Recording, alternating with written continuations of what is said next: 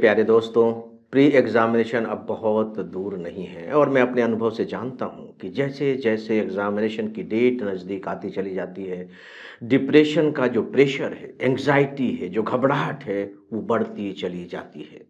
क्या आपके साथ ऐसा नहीं हो रहा है? हो ही रहा होगा।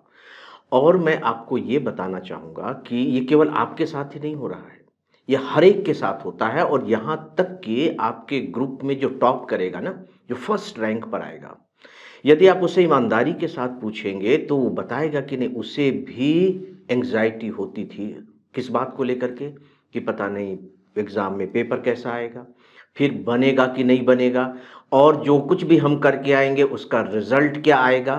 क्या आपको नहीं लगता कि जो आप में एंग्जायटी है या डिप्रेशन है वो केवल इसी वजह से है? तो आइए इसे यहाँ समझने की कोशिश करते हैं। इसे समझना इसलिए ज़रूरी है कि देखिए डिप्रेशन के लेवल्स हैं। जब डिप्रेशन बहुत हाई लेवल पर हो जाएगा, तो वो आपको कंट्रोल करेगा। लेकिन अगर वो मैनेजेरियल लेवल तक होगा, तो फिर आप डिप्रेशन को कंट्रोल करते हुए आप जो पाना चाहते हैं, आप उसे पा सकेंगे। तो इसे जानना, इसके बारे में समझना और इसे कैसे कंट्रोल करें, इसे कैसे मैनेज करें, बहुत ज़्यादा ज़रूरी है, ताकि कहीं ऐसा ना हो कि डिप्रेशन, एंग्ज़ायटी इतनी ज़्यादा बढ़ जाए कि आपके करे-धरे पर वो पानी ही फेर दे। पहली बात फ्रेंड्स, ये मान कर के चलिए कि ये जो कुछ भी आपके साथ हो रहा है, दिल की धड़कनें बढ़ गई हैं, नींद ठीक से नहीं आती है, भूख भी गड़बड़ा गई है, साँस भी कभी-कभी तेज़ होने लगती है, शरीर भी लगता है जैसे कि थोड़ा-सा गर्म हो रहा है। सुबह उठते हैं तो उठने का मन नहीं करता है, अगर उठ भी गए तो काम करने का मन नहीं कर रहा है, पढ़ने का तो बिल्कुल मन नहीं कर रहा है, हर समय घबराहट हो रही है। तो ये जो स्थिति है, ये बहुत ही स्वाभाविक स्थिति है। पहले बात आप ये अपने दिमाग में दर्ज कर लीजिए, क्या सच में ऐसा है? मैं उदाहरण देना चाहूँगा गीता के अर्जुन का। आप जानते हैं कि अर्जुन तो अच्छा खासा युद्ध करने आया था और ज़िंदगी भर वो युद्ध ही करता रहा था और अभी भी वही काम करने आया था। लेकिन युद्ध बस शुरू होने ही वाला है और वो कृष्ण से कहता है कि नहीं मैं युद्ध नहीं करूँगा। क्यों? क्योंकि उसके मन में भी कहीं न कहीं डिप्रेशन का भाव पैदा हो गया था। लेकिन उसने युद्ध किया, तो कैसे युद्ध किया? क्या डिप्रेशन के साथ ही उसने युद्ध किया? नहीं, आप जानते हैं कि कृष्ण ने उसे समझाया, दवाई नहीं दी, कुछ नहीं बताया, केवल समझाया। इसका मतलब यह हुआ कि जो डिप्रेशन का जो भाव है कह लीजिए, वो बेसिकली एक मेंटल स्टेटस है और उसे समझदारी के साथ ही दूर किया जा सकता है। नो डाउट कि इसका थोड़ा बहुत रिलेशन हमारे फिजिकल हेल्थ से भी होता है। अगर हमारी डाइट ठीक नहीं होगी, अगर हम नींद ठीक नहीं ले रहे होंगे, तो उसका इम्पैक्ट हमारे माइंड पर पड़ेगा। लेकिन जो कुछ भी प्रभाव पड़ेगा माइंड पर, वो हमारे डिप्रेशन को बढ़ा देगा। तो 2 बातें बहुत क्लियर हो गई कि जब भी आप डिप्रेशन महसूस करें, देखिए हमेशा एक जैसा नहीं होता डिप्रेशन, आपने महसूस किया होगा। कभी बहुत ज़्यादा हाई चला जाता है, कभी थोड़ा सा लो पर होता है, कभी थोड़ा-सा ठीक-ठाक भी होता है। जब आप दोस्तों के साथ गप कर रहे हैं तो ठीक-ठाक रहते हैं, अपनी पसंद का काम कर रहे हैं, म्यूज़िक सुन रहे हैं, फ़िल्में देख रहे हैं, तो ठीक-ठाक ही रहता है, थोड़ी देर के लिए आप भूल जाते हैं। तो फिर अब आप करें क्या कि इसका जो लेवल है वो आपके कंट्रोल में रहे। जो सबसे पहली बात है, डिप्रेशन का जो रीज़न होता है देखिए, वो होता है अपनी तैयारी के रेशियो में। जिसकी तैयारी जितनी कम होगी, यानी कि प्री एग्ज़ामिनेशन की तैयारी, मान कर के चलिए कि उसकी घबराहट उतनी ही ज़्यादा होगी। आप में से बहुत से स्टूडेंट ऐसे हो सकते हैं, जिनकी तैयारी बहुत अच्छी न हो, थोड़ा-सा वक़्त बचा हुआ है। क्या आपको लगता है कि यदि सही में आपने सिलेबस पूरा नहीं किया हुआ है, तो बाकी बचे हुए समय में आप तैयारी कर लेंगे? ये बात तो आपको मालूम ही होगी कि अब जो वक़्त बचा हुआ है, ये रिवीज़न का वक़्त है पूरी तरह से। प्रिपरेशन का वक़्त नहीं है, प्रिपरेशन तो जो करनी थी आप कर चुके हैं। अब तो आपने जो प्रिपरेशन की है, उसको रिवाइज़ करने का वक़्त है। इसलिए एक बात जो मैं अपने लेवल पर कहना चाहूँगा, और हो सकता है कि आपको मेरी ये बात सही ना लगे, लेकिन सच्चाई तो देखिए सच्चाई होती है। वो ये कि यदि सिलेबस आपका पूरा नहीं हुआ है और आप एग्ज़ाम देने के बारे में सोच रहे हैं और ये भी मान कर के चल रहे हैं कि डिप्रेशन ना हो, तो फिर थोड़ा-सा इसको हल कर पाना मुश्किल होगा। फिर उस पर आप विचार कीजिए। कोई बात नहीं, अगली बार सही। तो जैसे ही आप इस तरह का निर्णय लेंगे, धीरे-धीरे, धीरे-धीरे डिप्रेशन कम होने लगेगा। ज़्यादातर स्टूडेंट ये भी सोचते हैं कि यार इतने सारे अटेम्प्ट हैं, चलो बैठ ही जाते हैं, क्या फ़र्क पड़ता है, कम से कम अनुभव तो मिलेगा। लेकिन मैं यहाँ एक बात आपको स्पेशली बताना चाहूँगा कि देखिए, अनुभव तो तब मिलेगा ना जब आपकी तैयारी हो, जब तैयारी ही नहीं है तो फिर क्या अनुभव मिलेगा, आप बताइए? क्वेश्चन पेपर तो एग्ज़ामिनेशन के बाद आपको वैसे ही मिल जाएँगे, आप देख लीजिए कि इनमें से आप कितने सॉल्व कर पा रहे हैं, कितने सॉल्व नहीं कर पा रहे हैं, क्यों नहीं सॉल्व कर पा रहे हैं। अनुभव तो आप बाद में वैसे भी ले सकते हैं। तो कम से कम इस डिप्रेशन से आपको मुक्ति मिल जाएगी और इस समय का इस्तेमाल आप अपनी पूरी तरह से प्रिपरेशन में करने लगिए। बात खत्म हो गई। अब मैं उनके ऊपर आता हूँ जो तैयारी तो कर चुके हैं, इसके बाद भी डिप्रेशन होता है।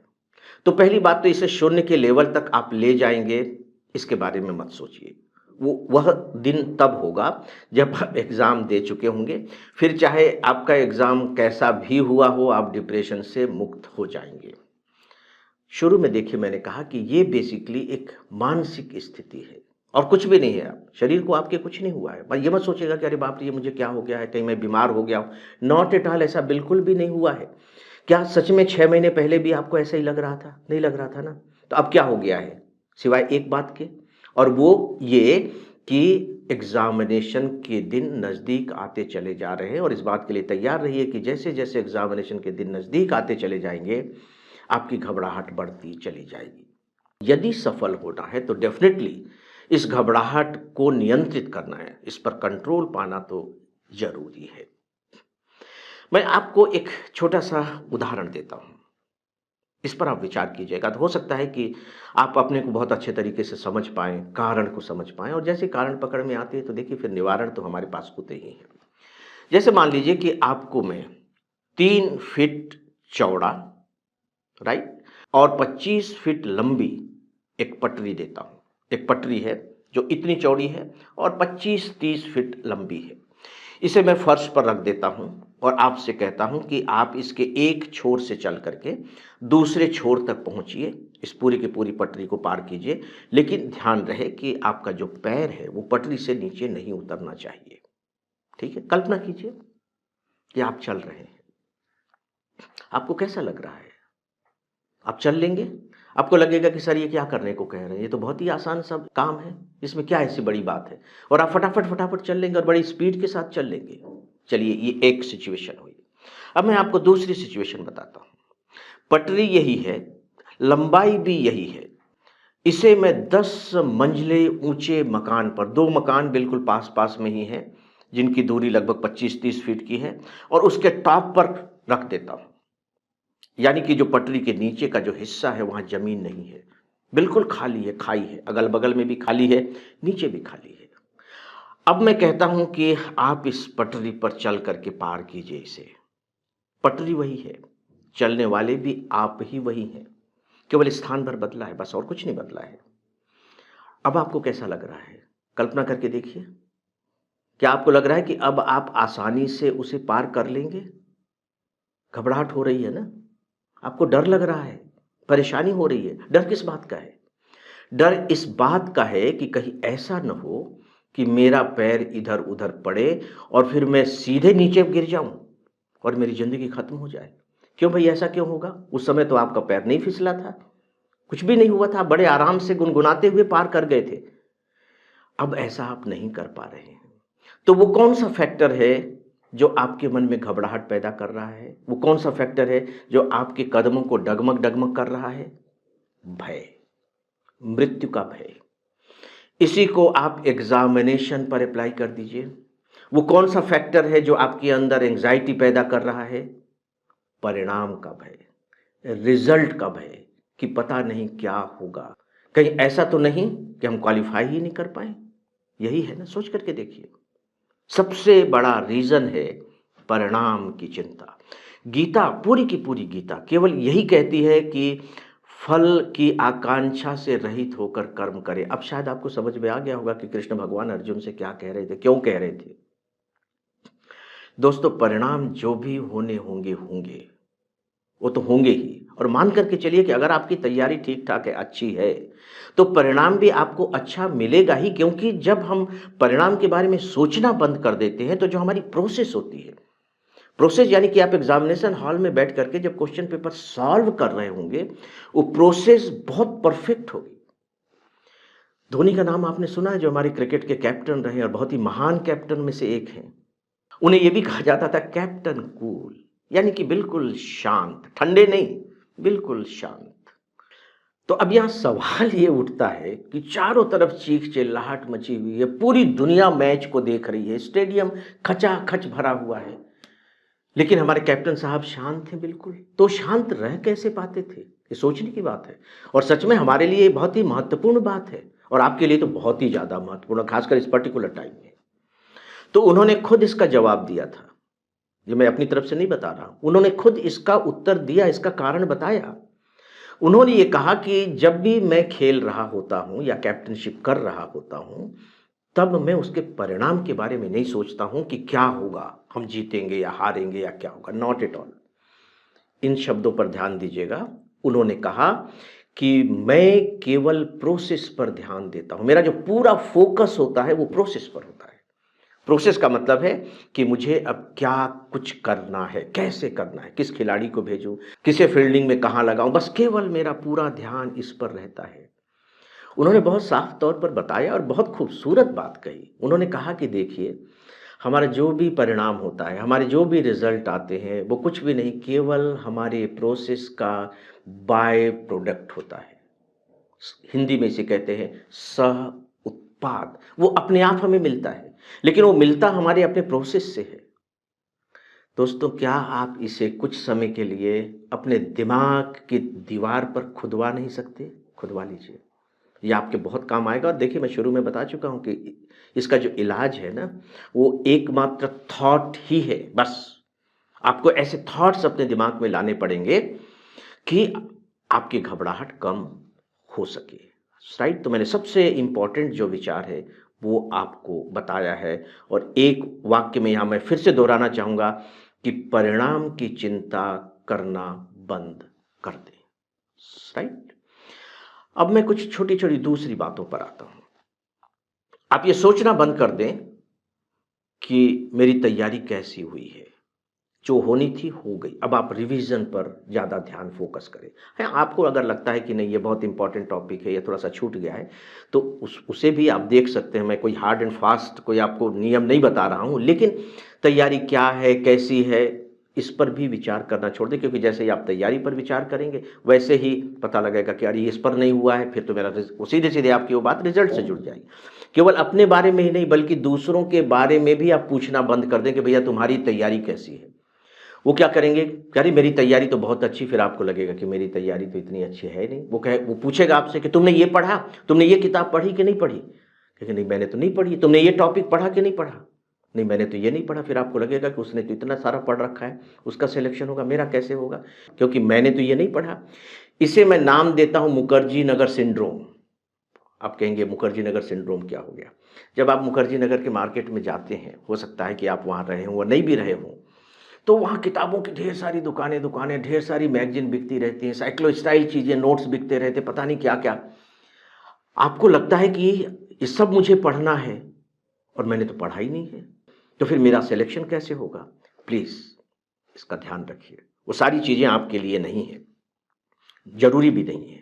वे सारी चीज़ें न तो आपके लिए हैं और न वो कोई ज़रूरी हैं। इसीलिए अपनी तैयारी के बारे में सोचना बंद कर दीजिए, और साथ ही साथ दूसरों की तैयारी के बारे में पूछना भी बंद कर दीजिए। Stop it. ऐसे लोगों के साथ रहना बंद कर दीजिए कुछ समय के लिए, खुदा के लिए, जो लगातार निगेटिव बात करते रहते हैं। बहुत से लोग ऐसे, अरे तुम्हारा क्या होगा, अरे तुमने तो ये पढ़ा ही नहीं, अरे हम 5-5 बार से बैठ रहे हैं, हमारा नहीं हो रहा है, तुम तो दूसरी बार ही बैठ रहे हो, तुम्हारा कैसे हो जाएगा, अरे हमने देखा है तुम क्या तैयारी करते रहते हो, हम तो इस कोचिंग से पढ़े हैं, तुमने तो कोचिंग भी नहीं ली है, तुम्हारा क्या होगा। जो भी इस तरह की बातें करते हैं, कुछ दिनों के लिए उनसे थोड़ा सा अलग हो जाइए, क्योंकि ये डिमोटिवेट करते हैं। ये सही बात नहीं बता रहे हैं, ये केवल दूसरों को डिप्रेस करने की कोशिश कर रहे हैं। तो इनसे बच लीजिए। क्या जरूरी थोड़ी है कि उनसे बात ही की जाए, उनके साथ रहा ही जाए। आपको कुछ समय के लिए तो इस तरह का अपना नियम बनाना ही चाहिए। ये तो एक तरफ की बात हुई कि आप ऐसे लोगों से थोड़ा दूर रहें जो आपको डीमोटिवेट करते हैं, आपके दिमाग में नेगेटिव थॉट्स भरते हैं, आपके अपने बारे में ही आत्मविश्वास को कम करते हैं। लेकिन दूसरा इसका एक बहुत ही पॉजिटिव पक्ष भी है। कुछ ऐसे काम करने शुरू कर दीजिए जो आपके अंदर पॉजिटिविटी लाते हैं। वो चाहे कोई भी हो। आप अच्छी फ़िल्में देख सकते हैं समय निकाल कर के। इस तरह के बहुत ही मोटिवेशनल लेक्चर्स आते हैं, जिन्हें भी आप पसंद करते हैं, आप उनके लेक्चर सुन सकते हैं, आप म्यूज़िक सुन सकते हैं। इससे आपके दिमाग का जो वातावरण है, वो थोड़ा-सा एन्जॉयफुल बनेगा, उसका स्ट्रेस कम होगा, उसमें पॉज़िटिविटी आएगी। आप यूँ कह लीजिए कि उसमें अच्छे हार्मोन्स, फ़ील गुड हार्मोन्स आएँगे और डेफ़िनिटली उसका इम्पैक्ट आपके दिमाग पर पड़ेगा, आपका डिप्रेशन कम होगा, घबराहट कम होगी, इसमें कोई दो राय नहीं। और जब बहुत ज़्यादा घबराहट हो जाए, तो एक सिंपल सी दवाई मैं आपको बता रहा हूँ, ये कहा जाता है, डॉक्टर्स ही बताते हैं कि ऐसी स्थिति में हमारे शरीर में ग्लूकोज़ का लेवल थोड़ा-सा कम हो जाता है। यदि हम इसे थोड़ा ठीक कर लें, ग्लूकोज़ के लेवल को बढ़ा दें, तो डिप्रेशन को कम करने में, एंग्ज़ायटी को कम करने में, दबाव को कम करने में थोड़ी-सी मदद मिल जाती है। मीठा खा लें कुछ भी, चॉकलेट खा लें, चीनी खा लें, गुड़ खा लें, जो भी है, थोड़ी-सी अगर आप मीठी चीज़ खा लेंगे तो ग्लूकोज़ का लेवल थोड़ा-सा बढ़ जाता है, तो डिप्रेशन को कंट्रोल करने में मदद मिल जाती है। लास्ट में एक बात और कहना चाहूँगा कि जब आप बहुत डिप्रेस्ड महसूस करें, घरवालों से बात कर लीजिए फ़ोन पर, दोस्तों से बात कर लीजिए फ़ोन पर, कोशिश कीजिए कि बाहर निकल जाएँ, थोड़ा-सा घूमें, देखें वातावरण, प्रकृति के बीच चले जाएँ, आसमान को देखें। ऐसे ही अकेले ही चले जाएँ, कोई ज़रूरी नहीं कि कोई आपके साथ ही हो। तो इससे क्या है कि हमारा दिमाग थोड़ा-सा डाइवर्ट हो जाता है दूसरी चीज़ों को जब देखता है। बस थोड़े समय की बात है, अभी जो बिल्कुल एकदम आपके हाई टाइड आया हुआ है ना दिमाग में, ये लो टाइड में धीरे-धीरे बदल जाएगा। मैंने ये कुछ तरीके आपको बताए हैं, आप करके देखें और मुझे पूरा यकीन है कि इन बातों से आपको बहुत मदद मिलेगी। मैं आपको विश्वास दिलाता हूँ, हम लोगों को भी होता था, ऐसा नहीं है। जितने भी लोग आपके साथ बैठ कर के परीक्षा दे रहे हैं ना, वो सब ह्यूमन बीइंग ही हैं, बस फ़र्क केवल लेवल और लेवल का है। और ये लेवल ऐसा है, जिसे बढ़ाया जा सकता है, बेहतर बनाया जा सकता है। नेगेटिव लेवल को कम किया जा सकता है। आप भी कर सकते हैं।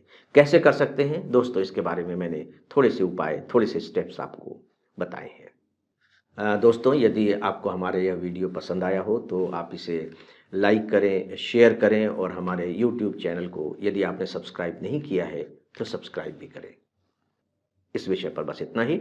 मुझे इजाज़त दें। नमस्कार।